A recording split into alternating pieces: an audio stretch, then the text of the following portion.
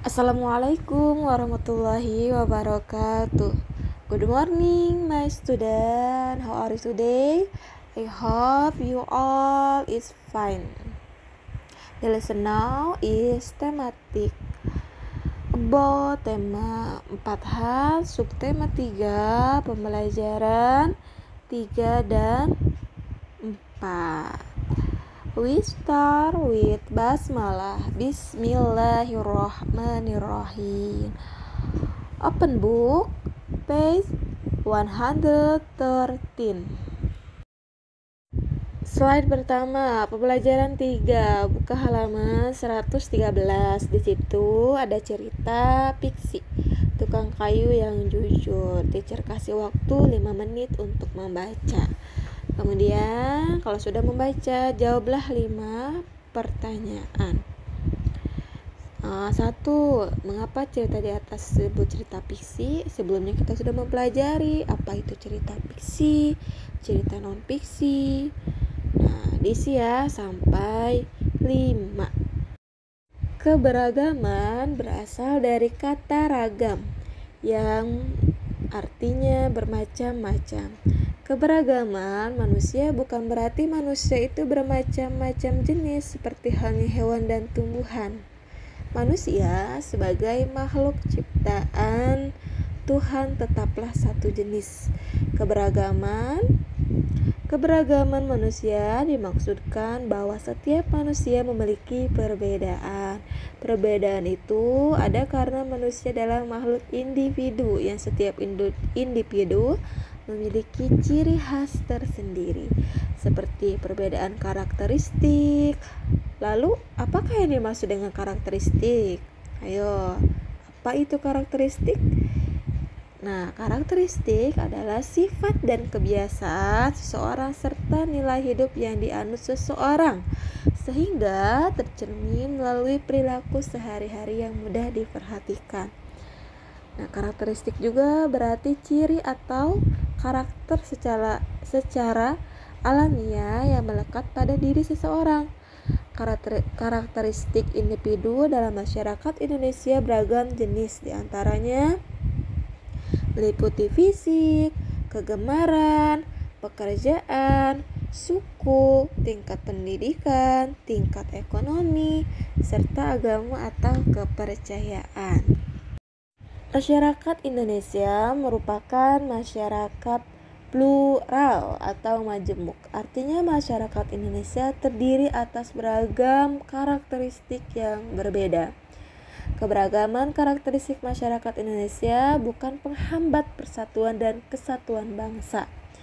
Keberagaman karakteristik bukan sumber timbulnya konflik atau masalah. Sebaliknya, keberagaman karakteristik merupakan kekayaan bangsa yang dapat memperkokoh persatuan dan kesatuan Indonesia. Bagaimana cara kita menghadapi keberagaman karakteristik masyarakat Indonesia sehingga tercipta persatuan dan kesatuan? Nah, berikut ini beberapa cara menghadapi keberagaman karakteristik. Pertama, menghormati dan menghargai setiap perbedaan yang ada. Semisal, di Indonesia banyak sekali ya suku, ada suku Batak, Sunda, Jawa. Nah, kita harus menghargainya ya. Nah, kemudian semisalkan tetangga kita beda agama ya. Nah, kita harus tetap menghargainya. Harus berteman, menolong ya.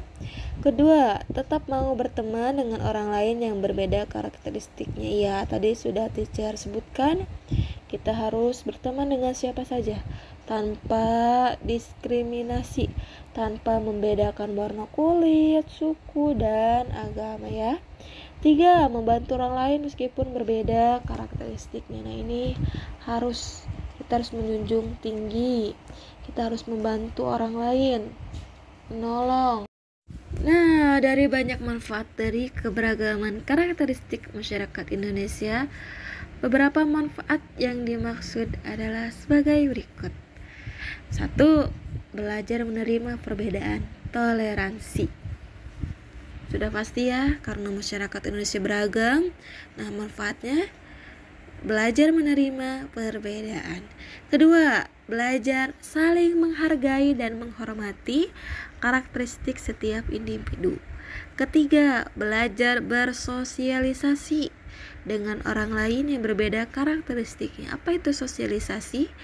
Yaitu berinteraksi, berhubungan dengan orang lain ya. 4. Saling melengkapi sesama individu. 5. Hidup rukun dalam masyarakat. Slide selanjutnya buka halaman 117. Nah, keberagaman karakteristik salah satunya adalah perbedaan pekerjaan. Pekerjaan merupakan salah satu bentuk kegiatan ekonomi. Masih ingatkah kamu yang dimaksud kegiatan ekonomi? Ya, kegiatan ekonomi adalah semua kegiatan yang dilakukan oleh manusia untuk memenuhi kebutuhan hidupnya. Pada dasarnya manusia bekerja bertujuan untuk memenuhi kebutuhan hidup, untuk papan, sandang, pangan ya. Jadi pekerjaan merupakan salah satu bentuk kegiatan ekonomi. Pekerjaan dibedakan menjadi dua, yaitu pekerjaannya menghasilkan barang dan pekerjaannya menghasilkan jasa. Poin A, pekerjaannya menghasilkan barang. Berbagai barang kita gunakan untuk memenuhi kebutuhan hidup sehari-hari, misalnya sabun, alat tulis, alat masak, dan lain sebagainya. Barang-barang tersebut dibuat oleh orang-orang yang ahli dalam pembuatan barang tersebut. Jadi, pada pekerjaan yang menghasilkan barang terdapat barang baru yang merupakan hasil pengolahan dari bahan yang ada. Contoh pekerjaan yang menghasilkan barang adalah petani, peternak, pengrajin, pembuat kue, dan penjahit. Itulah pekerjaan yang menghasilkan barang. Poin B, pekerjaan yang menghasilkan jasa. Jasa adalah suatu yang tidak berwujud tetapi dapat memenuhi kebutuhan seseorang. Pekerjaan yang menghasilkan jasa adalah pekerjaan yang hasil pekerjaannya bisa dinikmati dan dirasakan oleh orang lain tetapi tidak menghasilkan suatu benda. Pekerjaan yang menghasilkan jasa tersebar di berbagai bidang, misalnya bidang pendidikan, kesehatan, dan transportasi. Contoh pekerjaan di bidang jasa adalah guru, dokter, perawat, tukang cukur, tukang servis, alat elektronik, supir taksi, dan buruh kuli angkut barang. Nah, mereka akan dibayar atau memperoleh imbalan berupa uang untuk memenuhi kebutuhan hidupnya.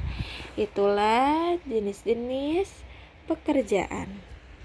Pembelajaran 4 halaman 119. Pada subtema sebelumnya kita sudah membaca cerita rakyat Malin Kundang.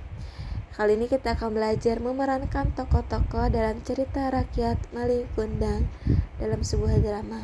Sebelum memerankan drama tersebut, kita harus membaca naskah drama dengan teliti. Ketika membaca naskah drama, perhatikan beberapa tokoh yang akan diperankan, watak dari setiap tokoh, dan alur ceritanya. Jadi ini adalah tugas hari ini, tugas anak-anak ya, membaca naskah drama Malin Kundang. Perhatikan watak dari setiap tokoh ya, dan alurnya, kemudian membaca naskah dramanya penuh penghayatan. Jadi ini adalah tugas ya. Pekerjaan dapat dipengaruhi oleh kondisi lingkungan. Orang-orang di pedesaan memiliki corak hidup sederhana sehingga pekerjaannya mengandalkan sumber daya alam yang ada di sekitar. Oleh karena itu, pekerjaan yang digeluti oleh orang-orang di desa umumnya seragam. Semisalnya yaitu masyarakatnya hidup bertani dan berkebun. Berbeda dengan masyarakat di perkotaan, memiliki cara kehidupan yang lebih modern. Oleh karena itu, pekerjaan yang digeluti oleh masyarakat perkotaan lebih beragam dan mengandalkan keahlian. Banyak orang di perkotaan yang bekerja sebagai karyawan. Keberagaman karakteristik. Tadi ada keberagaman pekerjaan. Nah, ada juga keberagaman budaya. Keberagaman budaya mendatangkan banyak manfaat bagi bangsa Indonesia, antara lain sebagai berikut. A. Menumbuhkan sikap nasionalisme. Sikap nasionalisme adalah sikap cinta tanah air yang artinya mencintai dan mau membangun tanah air menjadi lebih baik. Nah, setiap sikap nasionalisme harus dimiliki oleh setiap warga. Sebab dengan adanya sikap cinta tanah air, kita dapat menjaga dan melindungi negara dari ancaman dalam bentuk apapun. Adanya keberagaman budaya yang terus kita jaga ini akan melahirkan rasa cinta kepada nusa dan bangsa. B. Identitas bangsa di dunia internasional. Budaya bisa menjadi ciri khas suatu bangsa. Misalnya dengan memakai pakaian batik di luar negeri, orang-orang tahu bahwa kita berasal dari Indonesia. Kemudian C. Alat pemersatu bangsa. Dengan berbagai suku dan budaya yang dimiliki Indonesia tidak menyebabkan bangsa Indonesia terpecah belah, tetapi justru menyatukan negara kita dengan semboyan Bhinneka Tunggal Ika. D. Sebagai daya tarik pariwisata. Keberagaman budaya dapat menjadi daya tarik di bidang pariwisata. Peninggalan masa lalu mulai dari bangunan, tarian, dan artefak budaya bisa menjadi objek wisata yang mendatangkan wisatawan. Pemanfaatan bidang pariwisata ini secara tidak langsung dapat meningkatkan devisa negara. Menambah pendapatan nasional.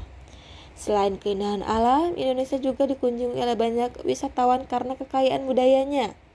Dari skala kecil, datangnya wisatawan, terutama wisatawan asing, dapat membuka lapangan kerja di daerah objek wisata, sehingga pendapatan orang-orang yang tinggal di sekitar objek wisata meningkat.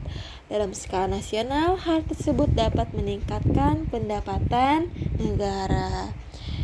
Memupuk sikap toleransi.